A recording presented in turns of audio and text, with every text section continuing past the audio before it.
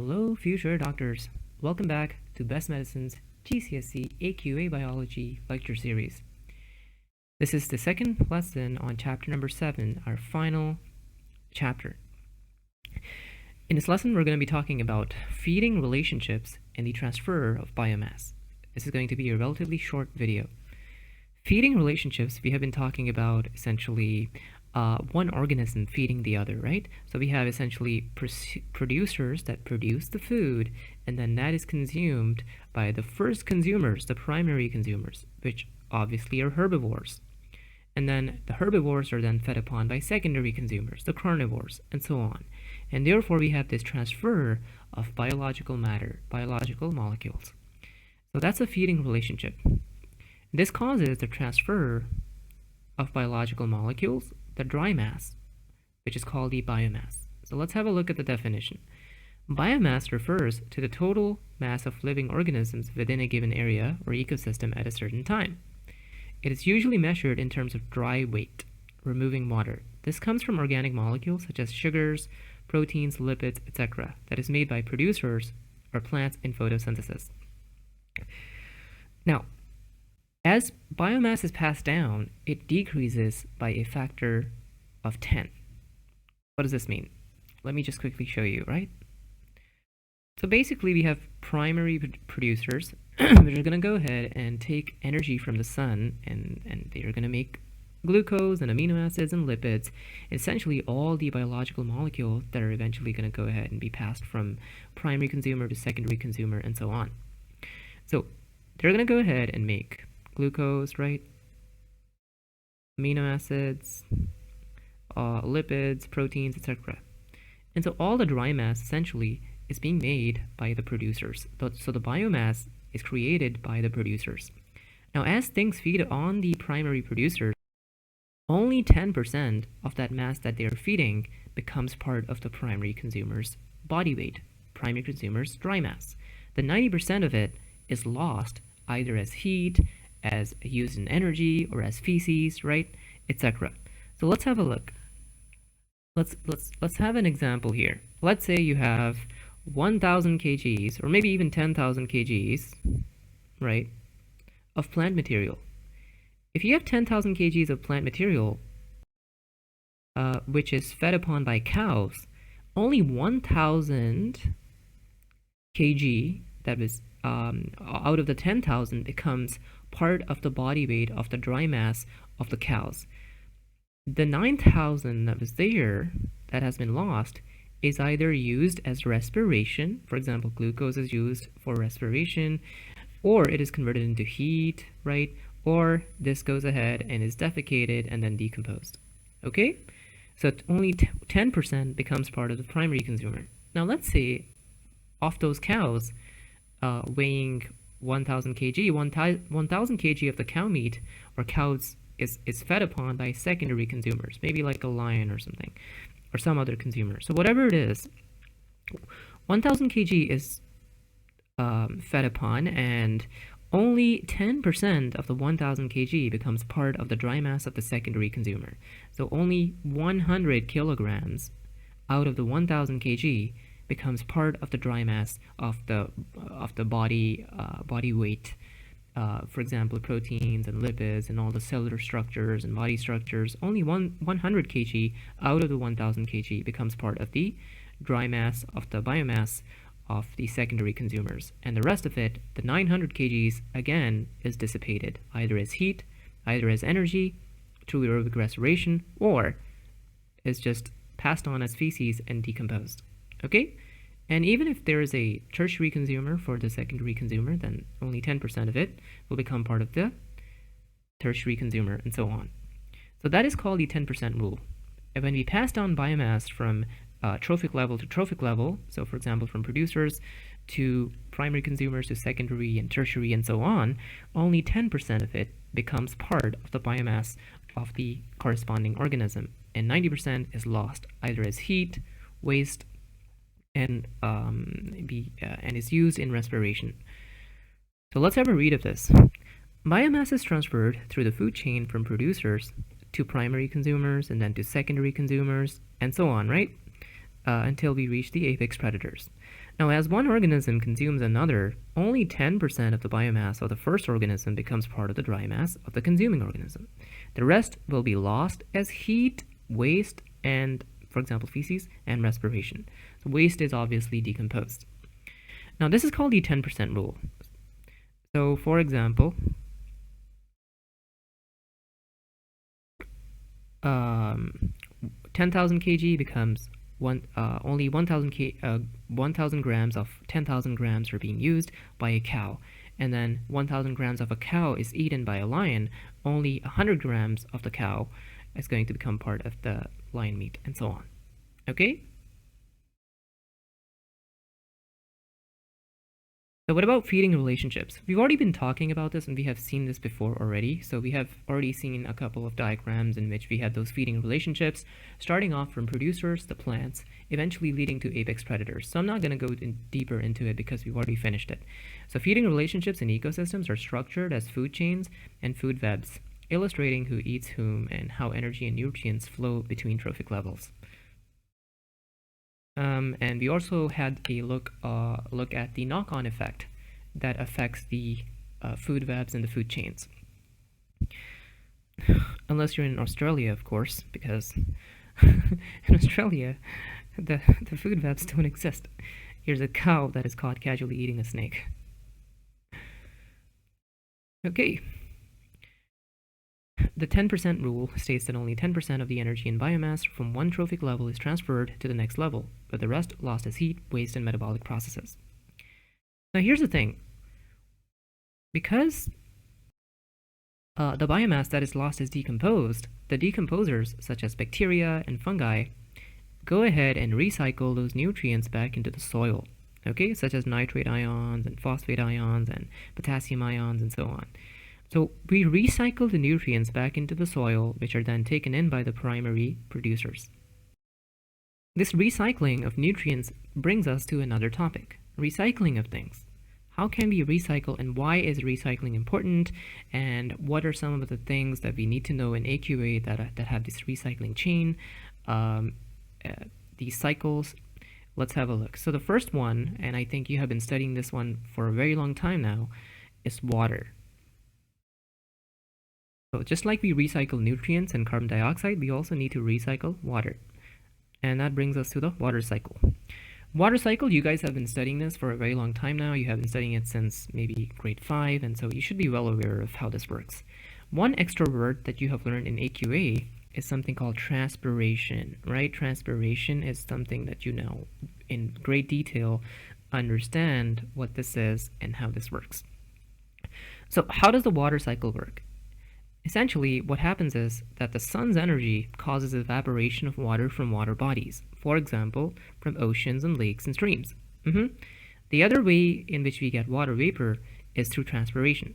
You could have leaves that have stomata, and then you have transpiration occurring, maintaining that turgor pressure inside trees and plants, but again, removing water as water vapor from the plants and the trees. This water vapor then eventually goes upwards into the upper atmosphere, which is cooler. So upper atmosphere is cool, which causes the water vapor to come together and condense. Okay? When condensation occurs, clouds form, and then those clouds go ahead and eventually precipitate as rain. Okay? So a couple of terms that we need to know is that the water cycle is driven by the sun's energy, which causes evaporation. Plants also contribute through transpiration. Now, as vapor rises, it cools and condensation occurs, and then eventually precipitation occurs, and that's it. So if water cycle comes up in the exam, I hope you can write at least these 4 words in your answer. Evaporation, transpiration, condensation, precipitation. At the very least, write these words and explain them. Okay? Now, here's a meme. Raindrops when they fall.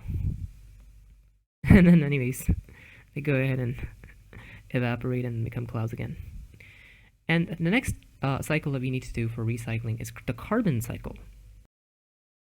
The carbon cycle involves the recycling of carbon from carbon dioxide in the atmosphere. So it all starts from CO2 in the atmosphere. How is CO2 trapped into different molecules and is passed down and eventually replaced again as CO2 in the air? So let's go ahead and write CO2 here in the air, and then the only way to trap the CO2 in biological molecules is photosynthesis. So what you're going to have essentially is just a tree here, and that tree is doing photosynthesis, right? And so this is what this is doing essentially is just trapping it into glucose, right? And other biomass. Now here's what can occur. This particular tree can produce glucose, and that glucose can be used directly in respiration. So tree is, let's say, doing respiration. If tree is doing respiration, then it is using that glucose to again produce energy and CO2. And that CO2 is replacing the air. That's one way. Another way is that this tree can go ahead and die, right? And then once this tree is dead, decomposers will break down the matter of this tree. And they will release CO2, and the CO2 will eventually go into the atmosphere. Another thing that can occur is that you could have primary, secondary, tertiary consumers that can come in and they can eat the tree, right? So when this is fed upon, eaten by consumers, the consumers can go ahead and do both of those things. The consumers can either do respiration, or the consumers can go ahead and die and then be decomposed, and the CO2 is released in that way. Does that make sense? Very easy. So these are two mechanisms. Now the third one, which we need to do, is combustion. We can directly take a tree and burn it. Wood is burned, very popular, and so we can take a tree and wood combustion, right? And when you burn wood, wood contains carbon. Carbon is burned in oxygen, producing carbon dioxide. CO2. And then that CO2 comes into the atmosphere. A fourth thing that can occur, and I would like that you guys write this in your answers, is that when these trees and consumers and all the living things die, they go ahead and maybe become fossilized. Right? Fossilized. When they become fossilized, eventually they turn into fossil fuels. And when they become fossil fuels, then again you would have combustion, right? Because we extract those fossil fuels and we're able to do combustion on them. And when you do combustion, again, CO2 is released into the air, and that replaces the CO2 that was absorbed. So this is the carbon cycle. Let me just quickly repeat this. One process is respiration by living organisms that replenishes CO2 and recycles it back into the atmosphere. The other one is decomposition by decomposers. Then we have direct combustion of the immediate products of the trees. That's number 3. And number 4 is you have fossil fuels, right? Crude oil is formed, fossil fuels are formed, and then you do combustion of those. So 2 types of combustion, respiration and decomposition, is what drives the carbon cycle. Okay, understood? Easy? So the carbon cycle involves the movement of carbon among the atmosphere, biosphere, oceans, geosphere. Plants absorb CO2 during photosynthesis, converting it into organic matter. Animals consume plants and respiration by both plants and animals returns CO2. Decomposers break down dead organisms, releasing CO2 and methane as well. Fossil fuels. When we burn fossil fuels, combustion releases stored carbon back into the atmosphere. Combustion of immediate products can also be done. So combustion has 2 types.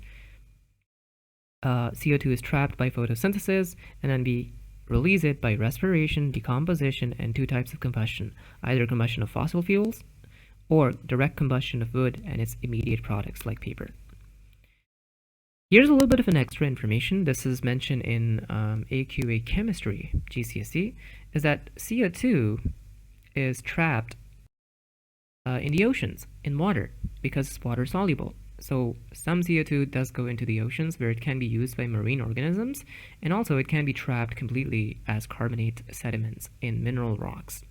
But you do it in the Earth's early atmosphere, emphasizes this particular part in its own chapter as well. Okay, here's a meme. So learning about the carbon cycle got me depositing carbon in the ground because it takes so long to sort of understand this, right? They become fossilized. When you understand the carbon cycle, but your friend doesn't. I hope this is you guys now because you understand it and you're gonna go ahead and explain it to your friends. Okay? They will love you for this. Also, share these videos. They will love you for this. It's free, right? Wonderful lessons that helps you become very good at biology, get the good grades, and if you do this to your friends, they will love you, okay? Okay, conditions and importance of decay. This is quite an important topic for GCSEs because in decay, we make something called, over here, compost. Okay, we're going to come back to this. So remember that decay occurs by decomposers, and the two types of decomposers that we have are bacteria and fungi. Now, decay would occur at warmer conditions, right? High temperatures usually promote decay. So decay speed depends on temperature. Obviously, the warmer the temperature, the faster is usually the decay. But if it is way too hot, then enzymes would denature. But usually decay is very slow if temperature is too low.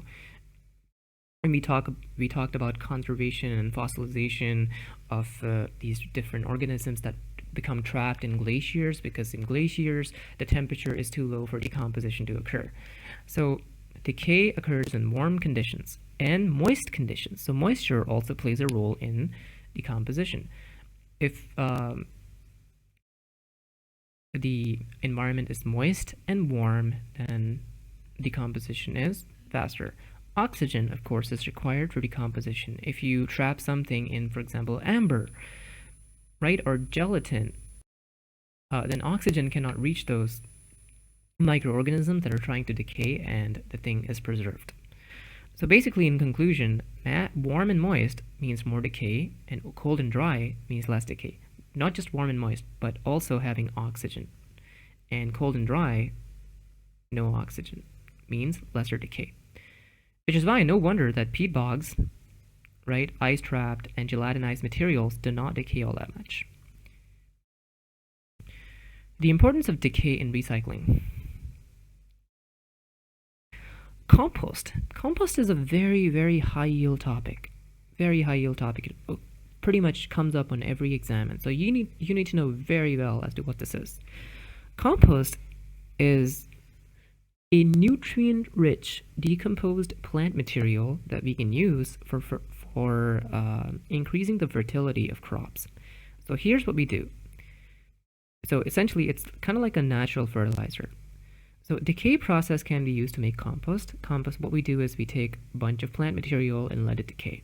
So decomposers will break down kitchen and garden waste into a nutrient-rich compost, and that's what it is. So this person, for example, has put the plant material here from kitchen, and then he has let it rest and decompose for over time, and then eventually he obtains this, breaks down the container, obtains the compost, and then what he's going to do is use it as a natural fertilizer. Now, composting takes from a few months to over a year, so you have to let it rest for a particular amount of time. Now, compost can act as a natural fertilizer, again, because this is rich in nutrients. Remember, what the decomposers do is that they decompose the materials and recycle the nutrients, right? Again, here, decomposers recycle the nutrients. And next up, we have anaerobic decomposition and biogas. This is extremely important as well. Pretty much everything that you do in Chapter 7 is extremely important for your exams. A lot of the exam material, especially Paper 2, is going to come from this particular chapter. So anaerobic decomposition and biogas. What is biogas? Have you heard of this name? Biogas is methane, right? Methane. Do you know methane from alkanes in organic chemistry? Methane is the first alkane, which has one carbon and maximum number of hydrogens, saturated with hydrogens, no double bonds. Now, being an alkane, methane is combustible, right? It can undergo combustion and be burned. It actually burns with a very good flame and it produces a lot of heat. And it is actually the gas that we use in our kitchens, natural gas, also called natural gas. Methane also is a greenhouse gas, and we have to do the greenhouse effect maybe in the next lesson. So how do you make this? How do you make biogas, and how can you use this? Right? Again, it is a gas that undergoes combustion, so you can use it as a fuel. Here's what occurs. Basically, in anaerobic conditions, decomposing bacteria produces methane, and we use this to our advantage, right? So anaerobic conditions, if you have decomposing bacteria, is going to produce methane. So we use this to our advantage and develop these biogas producing chambers. Now, this is quite popularly practiced in towns, rural towns such as Africa and somewhere in South Asia. And here's how it works. Basically, they have these underground chambers, and in this underground chambers, they go ahead and put the dead plant and animal waste and their own waste, and all that waste material eventually accumulates in this particular environment. Now, this contains bacteria, and this is airtight. So because this is airtight, the bacteria is going to go ahead and produce methane. Okay? It's going to go ahead and produce methane. Now that methane, a calculated amount of material here is going to give you a calculate steady rate of methane that is coming out. And so if you have a steady rate of methane coming out, you can calculate or calibrate how much methane is coming out and send it to an appropriate number of houses, for example, or appropriate amounts of industry, and use it appropriately, right? Not overuse it. Once the material is digested, you remove it and replace it with fresh material, fresh waste material, so that you can keep a constant supply of methane coming out from this underground chamber. Okay?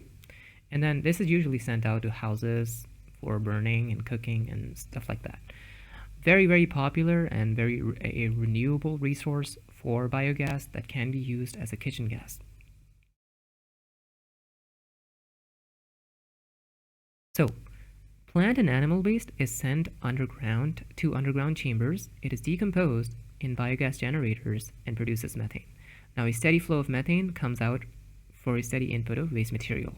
The steady output of methane is calibrated, and it is sent to appropriate number of houses or other places such as industry. Now, optimal methane production occurs around 30 degrees Celsius. You don't need to know this, okay? It's just mentioned just for the sake of knowledge, making biogas generators effective in warm climates. Of course, you have to be warm to be able to decay well and have to have moisture, but usually all this plant and animal material has a lot of moisture. Biogas generators transfer energy to surroundings as reactions are exothermic, requiring initial heating and insulation to maintain temperature. Again, not very important. This part is the most important one. You have to understand what biogas is, what it's used for, and how you can produce it in biogas generators. Okay? Now, uses and benefits of biogas. Biogas can be used for cooking, right? Kitchen gas, lighting, running electrical appliances, etc. It also provides a clean and renewable energy supply by utilizing waste material. For example, in the UK over here, right? We have these buses that run on biogas. So you better remember this. Waste to landfill? No. Waste to home digester or biogas generator? Yes. And that's it for this short little video. So if you have any questions, just let me know in the comments, and you can buy these notes by contacting through the WhatsApp link provided below. To get private coaching for your specific needs, you can contact us right now using the WhatsApp link provided below. Okay? And happy studying. Please revise everything. Revise, revise, revise. See you in the next video.